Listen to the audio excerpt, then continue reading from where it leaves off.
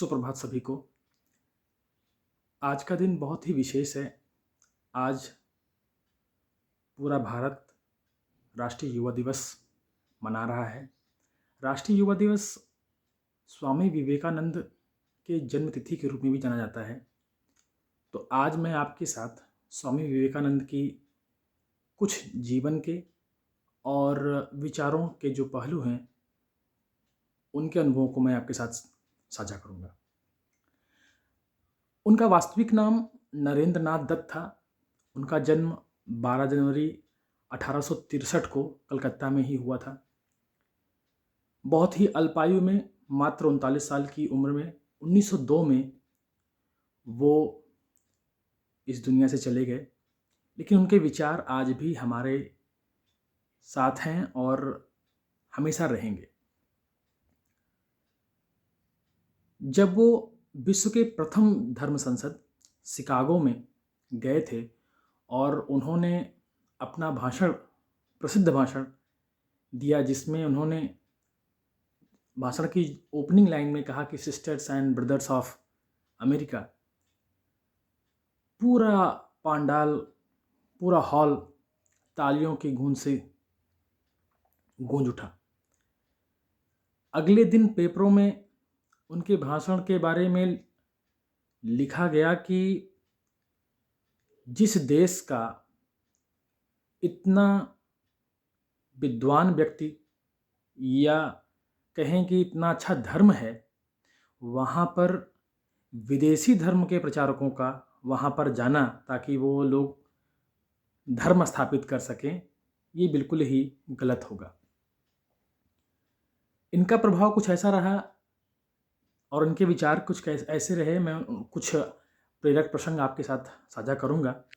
जैसे एक बार शिकागो में ही एक विदेशी महिला ने ये ऑफ़र किया विवेकानंद जी को, स्वामी जी को, कि आपको मैं चाहती हूँ कि खाना बना के आपको खिलाऊं, इससे मुझे बहुत ही मन में संतोष और शांति मिलेगी। मैं आपको ऑफ़र कर रही हूँ कि आप हमारे यहाँ आके खाना खाइएगा। उन्होंने उनको खाना बना करके दिया। उन्होंने नज़दीक में देखा कि कुछ बच्चे जो थे वो भूखे थे। वो गए और अपने सारे खाने को उन्होंने उसमें बांट दिया। महिला को थोड़ा सा गुस्सा आया कि मैंने आपके लिए बनाया हुआ था और आपने दूसरों को उसको दे दिया। तो उन्होंने कहा कि यही मानव सेवा है, यही धर्म है। इस रोटी का कार्य है किसी के पेट की भूख को शांत करना, वो मेरे पेट में हो या उन छोटे छोटे बच्चों के। उस बात से वो महिला इतनी प्रभावित रही कि जिंदगी भर उनकी एक शिष्या बनी रही। एक दूसरा प्रसंग भी है अमेरिका का ही। वो जा रहे थे तो एक सम्मेलन में ही एक व्यक्ति ने कहा कि आप भगवा एक कपड़ा पहने हुए, आपने पैंट कोट इस तरह से नहीं पहना हुआ है। तो उन्होंने कहा कि लगता है इनके देश में ऐसे ही लोग रहते हैं, कोट पैंट अच्छा नहीं पहनते। तो विवेकानंद जी ने ये कहा कि हमारे देश में, आपके देश में लोगों की पहचान हो सकता है दर्जियों की वजह से होती हो, लेकिन हमारे देश में लोगों की पहचान उनके चरित्र से होती है। इतना विचारों में इतनी गहराई और आध्यात्मिक रूप से इतने उन्नत, ये केवल स्वामी जी ही हो सकते हैं। एक प्रसंग मुझे और भी याद आ रहा है। एक व्यक्ति उनके पास आया और उन्होंने कहा कि स्वामी जी, मैं चाहता हूँ कि ईश्वर से मैं मुलाकात कर सकूँ। तो उन्होंने कहा बिल्कुल, जब वो ईश्वर खाली होंगे तो आपसे वो मिलने चले आएंगे, लेकिन आप अपना पता बता दीजिए। तो उन्होंने जो है अपना पता लिख करके देना शुरू कर दिया। कहा ये तो ईंट और पत्थर का पता है, आप अपना पता बताइए। आप कौन हैं, क्या करते हैं, क्या प्रयोजन है इस दुनिया में, आप ये बताइए। जब उनकी इन बातों को और उनकी छिपी हुई दार्शनिकता को जब वो समझा तो वो नतमस्तक हो गया। पूरा देश आज के दिन राष्ट्रीय युवा दिवस के रूप में इसको मनाता है, उनकी याद में, जन्मतिथि की याद में। ये युवाओं के लिए हमेशा प्रेरक शक्ति के रूप में, एक प्रेरक पुंज के रूप में हमेशा प्रदर्शित होते रहेंगे।